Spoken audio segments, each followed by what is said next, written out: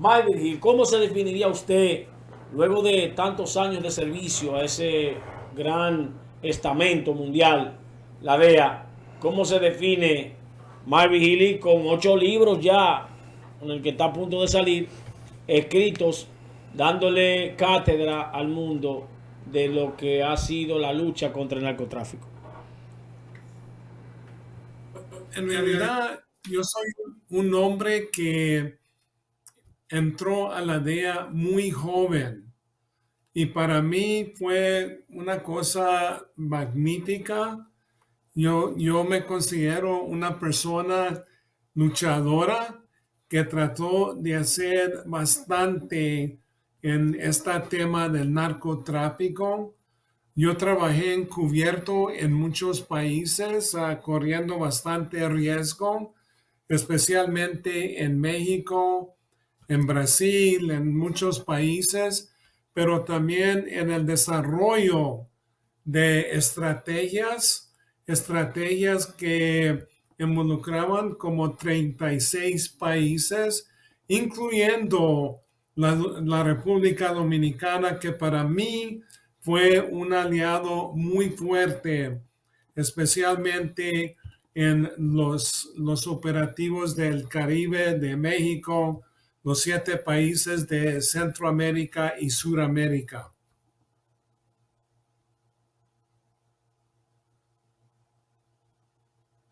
Antidroga, ¿cuáles han sido los... Pues, ¿cómo le voy a contestar cuando esta persona me está amenazando que me va a matar? Solo que se pasa tiempo, ya es oscuro, y este individuo me dice, voy al baño. El baño estaba fuera del restaurante, solo que lo acompañé. Y uno de los federales viene y le pone la pistola en el pecho. Y este mafioso agarra la pistola y se lo voltea, dispara y le pega un tiro en la mera cabeza. Y vi un spray de sangre que salió al aire. Y luego se voltea a mí. Esto sucedió como en un segundo. Y me dispara 2 veces como de una distancia de 1 metro. Y sentí cuando las balas pasaron por mi oído. Y entonces hubo más disparos y cayó el herido con dos disparos en el pecho. Todavía estaba vivo. Vino la Cruz Roja, se lo llevó, pero falleció en camino al hospital. Y luego regresó, como 20 minutos, viene la camioneta con el mafioso y el informante. Ve a los federales ahí que ahora están ahí con sus pistolas y ametralladoras y se da la fuga y brinca del camión. De buena suerte no mató al informante. Entonces, esas son las cosas que yo siempre corrí trabajando encubierto. Y aunque planearas esos operativos lo mejor posible, nunca sucedían así como lo planeabas. Mike, bienvenido nuevamente y para nosotros es un grato placer compartir este espacio con usted. Yo soy Rosuel Abreu y le voy a hacer la siguiente pregunta. Sabemos que usted es un hombre intelectual porque para llegar a estas escalas tiene que comerse muchos libros, como decimos aquí en Dominicana. Y leyendo un poquito de su biografía, esos estudios criminalísticos que usted hizo en la ciudad en el estado de Nuevo México, de Estados Unidos, pues fue sus máximos honores los que lo llevaron a impulsar y seguir desarrollándose. Lo que nos lleva a sobreentender que usted es una persona que lee mucho y que le gustan los libros. Mis preguntas son las siguientes, son dos. Una, ¿cuáles son los libros que usted ha denominado más relevantes y más impactantes en su vida? Y dos, ¿cuáles de esos libros que los han impactado y lo ha considerado relevante se enfoca un poco más en cuanto a su trayectoria? ¿Tiene cierto parecido a la realidad que usted ha vivido? Sí, a mí me gustan mucho los libros que tratan de estrategias. Por ejemplo, el libro de Sun Tzu, que fue chino, pero él utilizaba muchas estrategias tenía muchos planes así de guerra. Y entonces esos libros me gustan mucho. Me gustan mucho los libros de Gabriel García Márquez. Me gustan los libros así de que tratan de historia de las guerras. Por ejemplo, mi padre fue prisionero de guerra en la Guerra Mundial II y él participó en la marcha de muerte de Batán y luego de ahí se lo llevaron a Japón y estuvo ahí hasta que terminó la guerra. So, lo que me gusta mucho estudiar la Guerra Mundial II, las guerras que siguieron después de eso, son lo que yo cuando escribo libros también utilizo mis experiencias adentro de la DEA, pero el libro que está atrás de mí, que se llama Deal, fue mi autobiografía y hablo de mi trayectoria adentro de la DEA. No digo todo lo que me sucedió y todo lo que hice, porque no quería que mi familia se preocupara tanto porque ellos iban a leer ese libro, entonces excluí mucha de la violencia. Don Mike, mire, a mí me gustaría saber, don Mike, el tema de la política como enlace y como apoyo al narcotráfico, principalmente en América Latina. De esos países, ¿cuál usted en sus trabajos entendió que era el más peligroso entre Ecuador, Honduras, Colombia, México, República Dominicana, dentro de los afanes, y dónde usted sintió que la política era la que protegía al narcotráfico? Bueno, siempre en estos países, por ejemplo, yo creo que los dos más peligrosos donde trabajé yo era en México. Yo trabajé en México por 13 años, 6 años y medio en Hermosillo, Sonora, al norte del país, y luego 6 años y medio al sur, en la Ciudad de México. Entonces, en ese entonces había mucha violencia, no como ahora, pero había mucha violencia. Y se sabe que el narcotráfico no puede existir si no tiene la protección de políticos. Entonces, muchos políticos protegen a estos carteles por unas cantidades grandes de dinero. Entonces, se prestan a ese negocio y en deber de enfocarse en el bienestar de su propio país, el bienestar de los ciudadanos, el respeto del imperio de la ley y aparte de eso, proteger la constitución, la democracia, hacen al contrario. Entonces, en Colombia existían en ese entonces carteles muy violentos, especialmente el cartel de Medellín encabezado por Pablo Escobar. Y te voy a decir una historia aquí que yo iba a los partidos de fútbol y Pablo Escobar en algunas ocasiones estaba como 4 o 6 pies de mí y se parecía como una persona normal, así como no era ostentoso. Él siempre andaba con blue jeans, con una camisa que no era así de lujo. Y entonces sus sicarios eran como una pandilla que encuentras aquí en los Estados Unidos, pero esta persona era supremamente peligrosa. Y yo me acuerdo en una ocasión cuando estaba comisionado encargado en la oficina en Medellín, iba a mi hogar que estaba en el poblado arriba de una montaña. Y la manera que ellos utilizaban para asesinar a individuos eran 2 individuos en una moto. Entonces se acercaban a la víctima y le disparaban. Y yo nunca ponía el radio en la noche porque no había luces en la carretera. Y entonces, en una ocasión sentí que venía una moto atrás de mí, muy cerca, pero no había luces.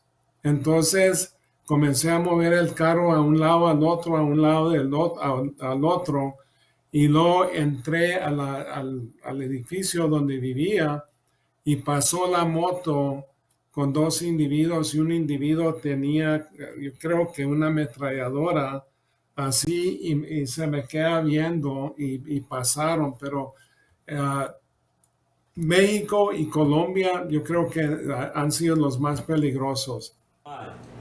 Nosotros queremos saber cuál ha sido el apoyo de República Dominicana a la DEA, si la DEA ha sentido que ha recibido ese apoyo, y en cuál de los gobiernos de República Dominicana la DEA se ha sentido con mayor apoyo. Bueno, el apoyo siempre ha sido un amplio intercambio de información entre la DEA y la República Dominicana. Y aparte de eso, los operativos que se llevaron a cabo en el Caribe, en Centroamérica, Suramérica, México.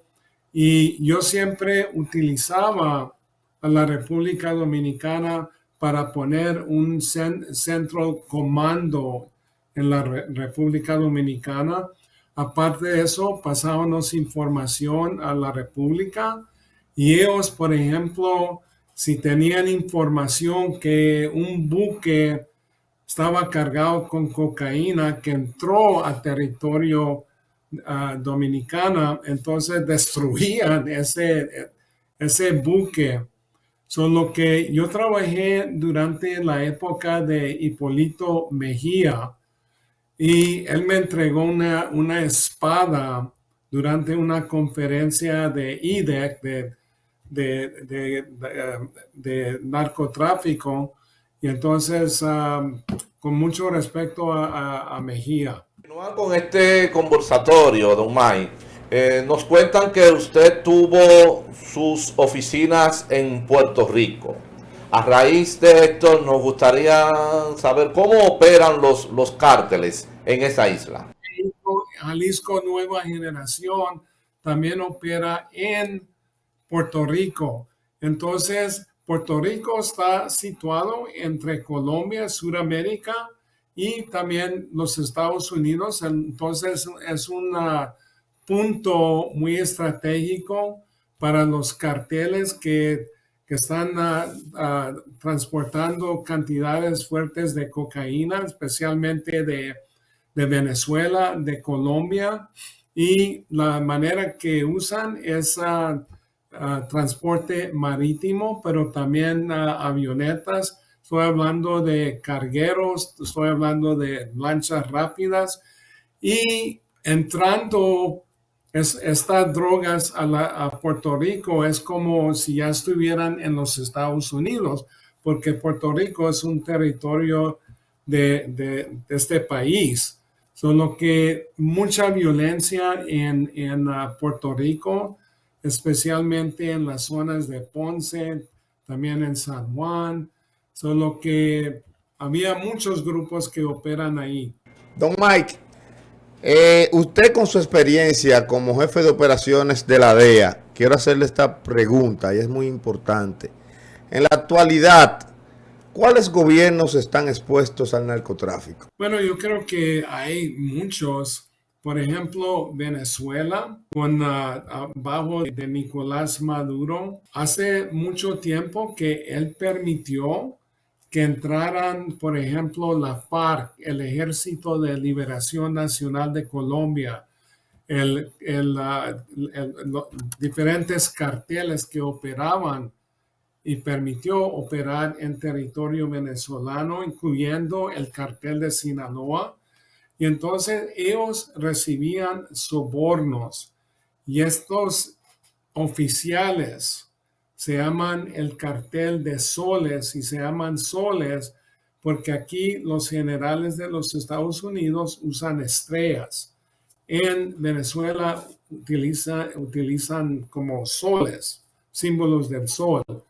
Y entonces ellos después dijeron, pues nosotros podemos ganar mucho más dinero si nosotros controlamos nuestro destino.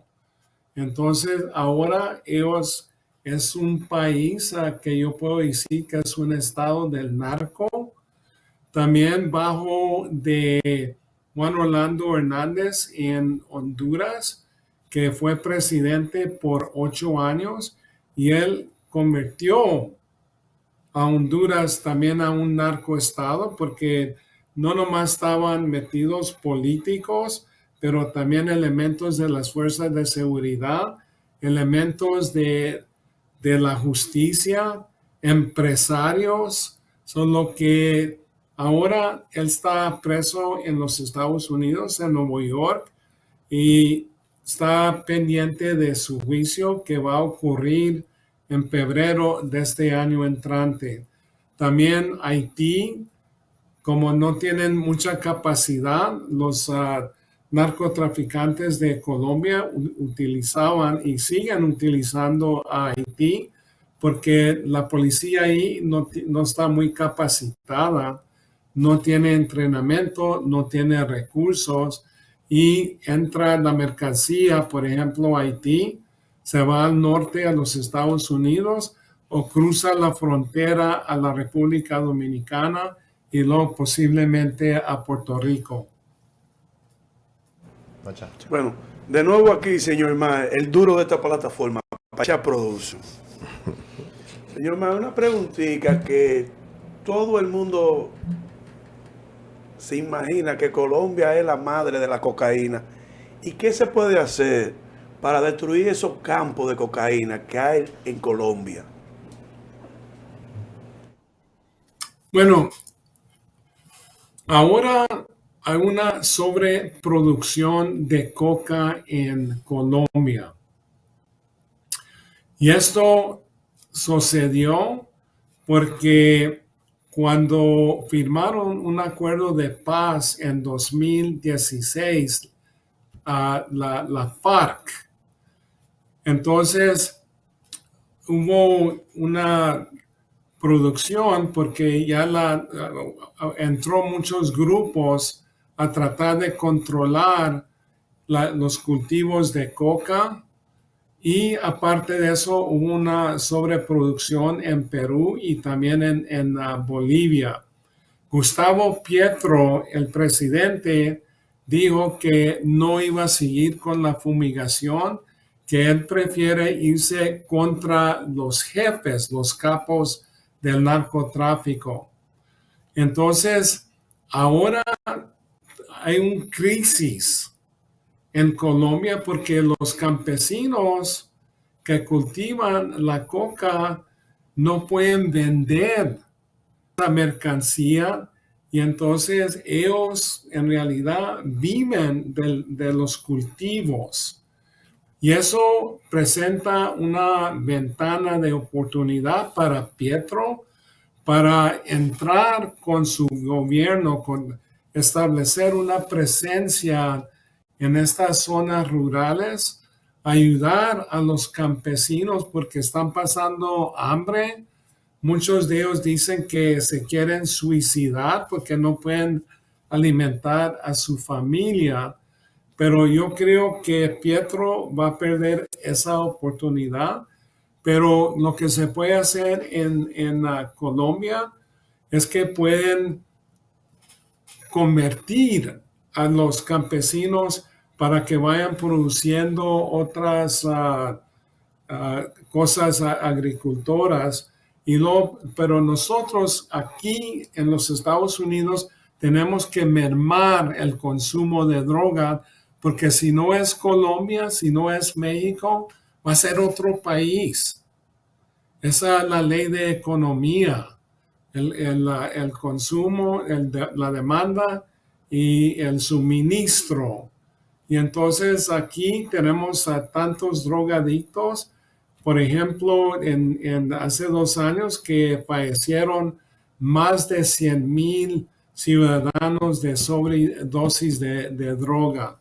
Pero hay muchas cosas que se pueden hacer, pero yo creo que hay que enfocarnos un poquito más acá porque si nos llevamos nada más con gobiernos extranjeros, cambian los mandatarios, cambian políticos y todos tienen diferentes ideas. Algunas ideas no tienen sentido común y tenemos que comenzar de nuevo.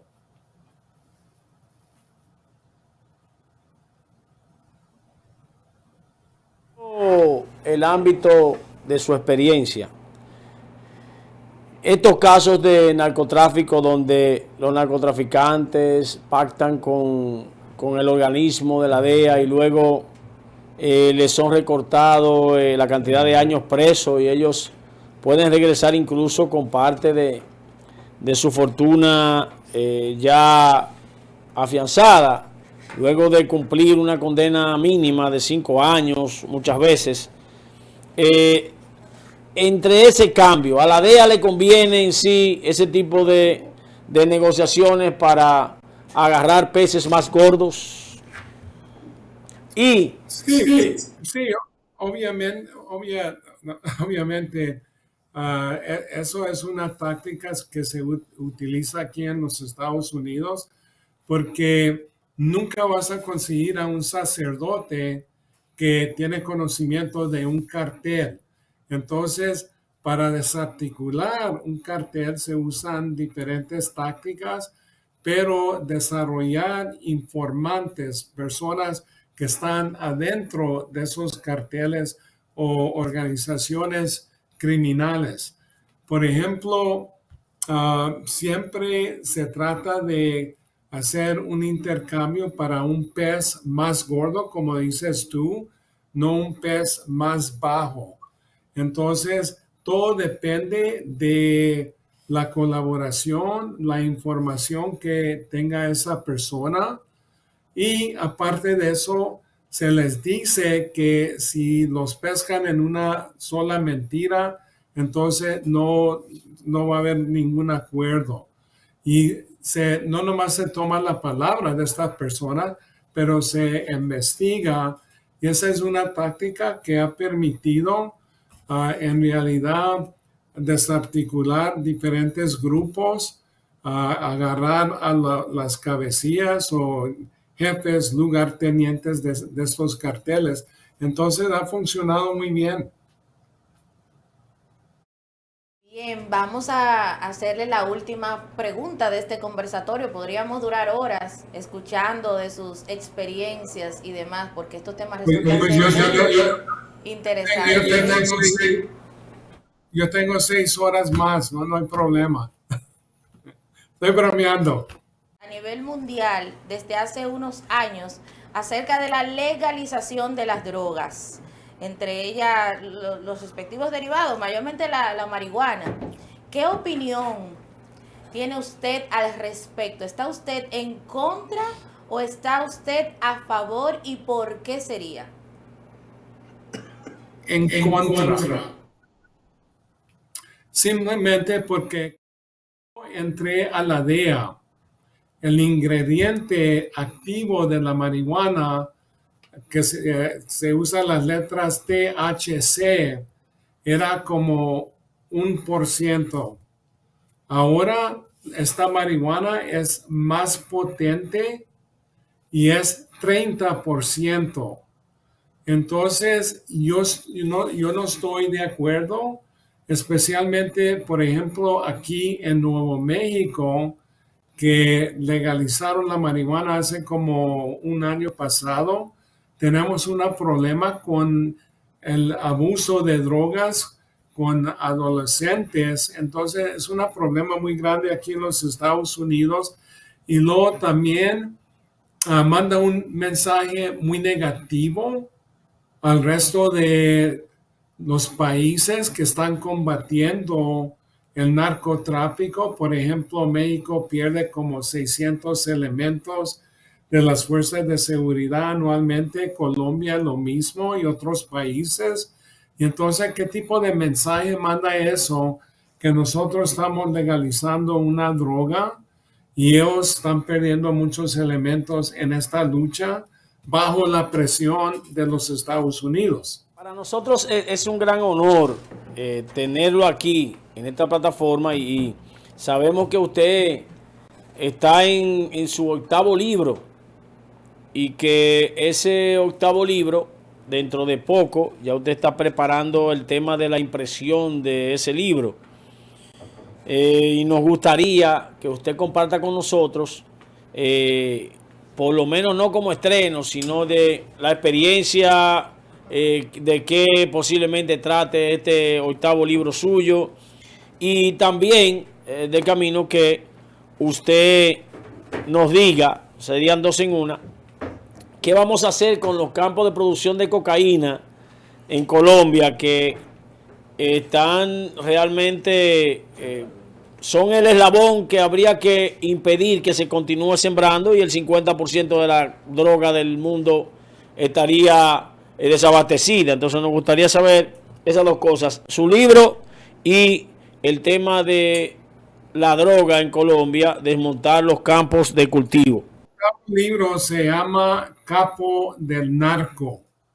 Y entonces se trata de un joven que entra a una pandilla. Él está en una prisión en la capital estatal de Nuevo México, Santa Fe. Y entonces él entra a una organización que se llama Sindicato y comienza a traficar drogas. Él va a México, se encuentra con Chapo Guzmán, se ponen de acuerdo donde Chapo Guzmán le va a estar mandando cargamentos de droga, pero después le hacen una acusación formal a esta persona y él se da la fuga a México y él va construyendo su propio cartel que se llama el Cartel del Infierno, que es aliado con el Cartel de Sinaloa. Y entonces es muy interesante, es un libro de mucha acción que se mueve algo rápido, solo que yo espero que se vaya publicando a final de este mes. Solo que me tardé mucho, pero todos los días hago entrevistas y es muy difícil enfocarse en un libro, pero al fin lo terminé. La situación en Colombia es muy importante que antes de que vayan destruyendo estos plantíos, que ayuden a los campesinos, por ejemplo, que se ganen la vida en otra manera, porque si nada más entras y destruyes esos plantíos, vas a crear una crisis humanitaria que van a sufrir esa población, y aparte de eso, yo creo que eso va a desplazar a muchas personas de esas zonas rurales que posiblemente vengan a los Estados Unidos a buscar auxilio. Entonces, el gobierno colombiano tiene que hacer mucho más para ayudar a los campesinos y no destruir esos plantíos. Última pregunta sería esta. La droga fentanilo o la droga zombie, como le dicen, está invadiendo los Estados Unidos, específicamente por la zona de Filadelfia, por esa zona. ¿Qué debe hacer el gobierno de los Estados Unidos para tratar de que no se siga propagando? Porque eso es una droga que, como le dicen, deja a la persona zombie. Y no han combatido o no hay una decisión firme de combatir que entre ese tipo de droga a los Estados Unidos. ¿Qué se debe hacer con esa droga, el fentanilo? Bueno, se trata de esto, que es un problema muy compleja, simplemente porque la mayor parte del fentanilo es producido en México, principalmente por el cartel de Sinaloa y el cartel de Jalisco Nueva Generación. Ellos consiguen los precursores químicos de China que se transportan por buque marítimo a los puertos de Lázaro Cárdenas en el estado de Michoacán.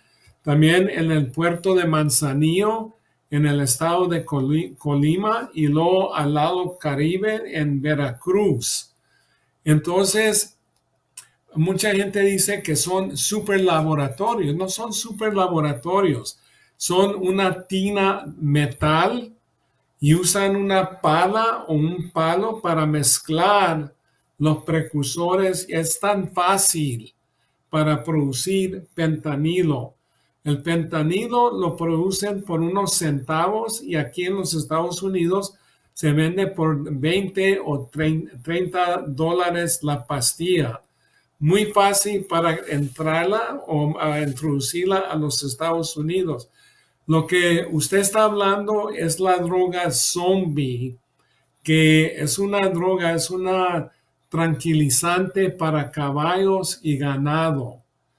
Y esa pastilla o esa droga le dicen tranco, la droga zombie, porque causa necrosis en la piel que posiblemente tienen que amputar a los brazos, las piernas. Y entonces eso en realidad está haciendo más peligroso el fentanilo, pero esa droga zombie se llama psilocina. Y ahora se ha encontrado, como dices tú, en 28 de los 50 estados aquí en los Estados Unidos. Entonces, ahora se está tratando de establecer más centros de tratamiento. Por ejemplo, dar droga que pueda contradecir estos sobredosis de opioides. Y luego, aparte de eso, tiras de prueba, porque los carteles mexicanos ahora están mezclando marihuana, heroína, cocaína, metanfetamina con fentanilo, y los drogadictos no saben que en realidad están consumiendo fentanilo. Fentanilo, 2 miligramos, que son como unos 4 granos de sal, puede ser fatal para un ser humano. Es 50 veces más potente que la heroína, 100 veces más potente que la morfina. Y ahora entra principalmente por los puertos de entrada, principalmente el de Tijuana y San Diego. Y el cartel de Jalisco Nueva Generación se está enfocando de distribuir fentanilo en las zonas rurales ahora. Y esto es el crisis más grande que ha enfrentado los Estados Unidos en toda su historia. Para nosotros ha sido un placer esta hora de información, de cátedra, con relación a todo esto, que el narcotráfico es algo dañino, que perjudica a la sociedad, perjudica al mundo. Es algo que el negocio hace que se mantenga porque mueve grandes capitales. Lamentablemente, por más lucha y por más gente importante y gente que arriesgue la vida como usted, nos han ido ganando el camino, nos han ido ganando el paso. Pero la sociedad debería identificarse con este flagelo y esa lucha para que enfrentemos a los narcotraficantes, todos los ciudadanos, porque el narcotráfico es malo, dañino para nuestros hijos, para la consecución del mundo. Si la droga continúa en esos órdenes, como esa droga que usted estuvo ahí describiendo, el fentanilo y esa droga que convierte inclusive en zombie a la gente y que hasta pueden perder sus órganos, eso es terrible. Entonces, nos gustaría que usted cuente con esta plataforma para desarrollar temas que tengan que ver con el combate contra el narcotráfico, pero al mismo tiempo, don Mike, que usted se despida del pueblo dominicano, que en usted tuvo un aliado y que lo sigue teniendo, aunque usted ya no está activo en el día a día. La República Dominicana tiene un amigo que se sintió contento del trabajo que hizo con nuestro país. Sí, le mando un mensaje a la República Dominicana, que para mí son luchadores que lucharon fuerte y siguen luchando para su propio país. Y ellos están interesados en el bienestar de sus ciudadanos y aparte de eso reconocen el impacto negativo que tienen estas drogas ilícitas que también traen estos grupos criminales y sabemos perfectamente bien que el narcotráfico va mano a mano con la violencia. Y felicito mucho al gobierno de la República Dominicana y extraño ir mucho a ese país porque la gente es muy gentil, decente y aparte la riqueza de la República Dominicana siempre ha sido la historia y la cultura. Mike, ¿cómo se definiría usted, luego de tantos años de servicio a ese gran estamento mundial, la DEA, cómo se define Marvin Healy con 8 libros ya, con el que está a punto de salir, escritos, dándole cátedra al mundo de lo que ha sido la lucha contra el narcotráfico? Yo soy un hombre que entró a la DEA muy joven y para mí fue una cosa magnífica. Yo me considero una persona luchadora que trató de hacer bastante en este tema del narcotráfico. Yo trabajé encubierto en muchos países, corriendo bastante riesgo, especialmente en México, en Brasil, en muchos países, pero también en el desarrollo de estrategias que involucraban como 36 países, incluyendo la República Dominicana, que para mí fue un aliado muy fuerte, especialmente en los operativos del Caribe, de México, los 7 países de Centroamérica y Suramérica. Antidroga, ¿cuáles han sido los grandes operativos que usted ha participado en estos países? Ya hice un operativo, incluía 36 países.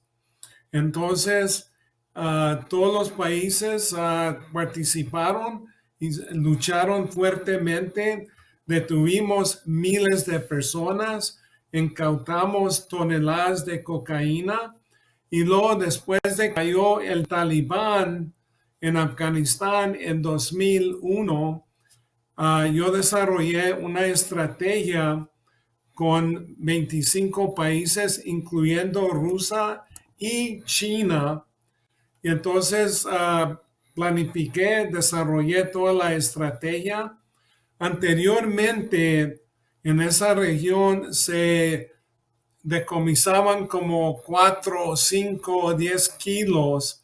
El primer año de este operativo contenedor, decomisamos 24,000 toneladas de heroína que se estaban produciendo en Afganistán. De este lado es un placer para nosotros poder tener contacto con usted en su programa El Candelazo de la Tarde. La droga en América Latina es un eslabón que ha sido difícil de contrarrestar.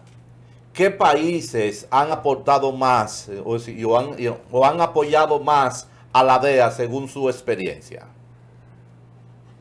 Yo he trabajado muy bien con la República Dominicana. Yo me acuerdo cuando estaba como jefe de la división de la DEA en el Caribe, desarrollé un operativo que se llamaba Génesis. Y entonces estaba enfocada en la isla Hispaniola. Y ya sabes que había muchos problemas entre Haití y la República Dominicana históricamente. Y comencé a trabajar con el almirante Luis Humó, que es un caballero, con mucho respeto lo tengo.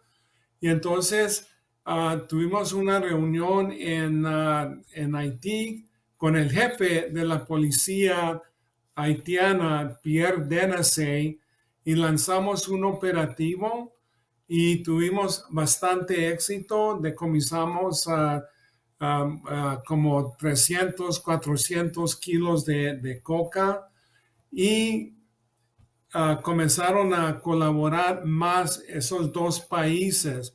Y te tengo que decir que se detuvieron unos mafiosos. Haití no tenía cargos contra de él, solo que nos subieron a unos vehículos, nos llevaron a Malpaz, a la entrada con la República Dominicana, los entregaron a las autoridades de ese país y luego también los de Haití solicitaron el apoyo de la República Dominicana de una persona que había cometido varios homicidios en Haití.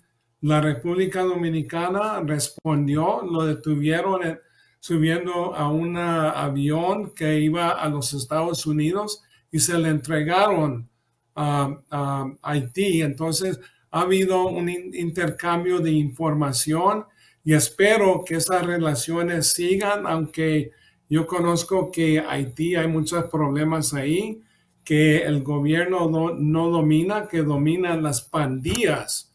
Ahora en Haití es una anarquía tremenda. Pedro Agustín Castillo, de este lado. Usted como jefe de operaciones de la DEA, a lo largo de su carrera, ¿cuál ha sido, usted puede decirnos, su operación más peligrosa y cuál ha sido la más importante en su gestión como jefe de operaciones de la DEA? Bueno, yo he tenido muchas, como te digo, operativos, trabajando encubierto, que estaban demasiado peligrosos, porque cuando estás trabajando contra los carteles y estás infiltrado, entonces ellos te hacen preguntas, tienes que ser muy calmado, te vuelven a hacer las preguntas unos 2 o 3 días y si no contestas igual, cuando les hablaste la primera vez te pueden matar. Pero yo cuando estuve encargado de la oficina de Barranquilla en la costa norte de Colombia, esto fue después de que mataron a nuestro agente Enrique Camarena en febrero de 1985. Entonces estaban buscando miembros del cartel de Guadalajara y luego también a Juan Ramón Mata Ballesteros, que era uno de los más grandes narcotraficantes del mundo. Y él era el que enviaba toneladas de coca desde Colombia a México. Él era hondureño, pero estaba casado con una colombiana. Entonces, después del asesinato de Enrique Camarena, comenzamos a rastrear teléfonos. Yo me enfoqué en una persona que se llamaba Jaime García García, que estaba vinculado con Juan Ramón Mata Ballesteros. Entonces alquilé una casa al otro lado de la casa de García y comenzamos a aceptar las llamadas telefónicas. Un día hay una llamada de García a la criada de esa casa y le dice, mira, el Señor viene. Y cuando dice el Señor, parece que está hablando de Jesús Cristo. Y él le contesta, sí, todo está listo. Y entonces había unos movimientos algo raros, pero no podíamos ver la puerta de enfrente de la casa porque el garaje era muy largo. Entonces tuviéramos que estar parados enfrente de esa casa. Solo que hubo movimientos y yo decidí de asaltar esa casa. Conseguí varios elementos de la Policía Nacional Colombiana y tumbamos la puerta de enfrente. Juan Ramón iba por el jardín con una pistola en mano y yo lo perseguí y él brincó una pared, pero cayó entre otra pared. Después me enteré que le hicieron cirugía en la espalda, pero yo vi por la pared y él tenía la pistola arriba y yo le iba a disparar, lo iba a matar ahí y me dice, no dispares, yo puedo salir de una cárcel, pero no puedo salir de una tumba. Y luego me ofreció $3 millones si lo sueltara, pero obviamente yo no recibo sobornos. Y esa noche, cuando lo iban transportando a Bogotá, él me da la mano y me dice, felicidades, ya tienen 20 años, 20 años tras de mí y tú fuiste el primero que me capturó. Señor Mar, Julio y yo de este lado, cariñosamente, Pachá Produce, el verdadero candela pura de esta plataforma. Señor Mar, ¿alguna vez quedó su vida en peligro con estas operaciones que usted hacía atrás de esos narcotraficantes? Yo estuve trabajando en México y contra de 2 individuos que le pertenecían al cartel de Guadalajara. Y entonces yo negocié con ellos y yo normalmente iba solo o con un informante sin respaldo de elementos de, por ejemplo, en este caso de México o de la DEA. Y negocié con estas personas por una cantidad de droga y les dije que iba a regresar en 2 semanas y los iba a encontrar en un restaurante que también era gasolinera.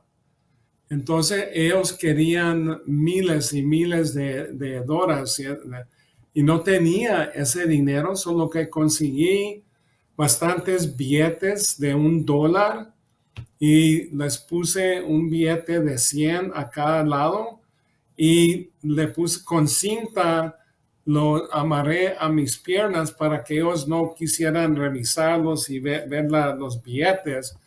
Entonces regresé a ese lugar en el tiempo indicado con el informante y ellos me dicen, ¿traíste el dinero? Y les dije que sí, levanté mis pantalones, vieron una cantidad de billetes, pero nada más eran como $300. Y entonces uno de los mafiosos se va con el informante a recoger la droga y yo me quedo con un individuo y él me dice, mira, si tú eres federal, te vamos a desplumar aquí mismo, tú no vas a salir de esta ciudad. Y la federal de México no tenía paciencia. Entonces,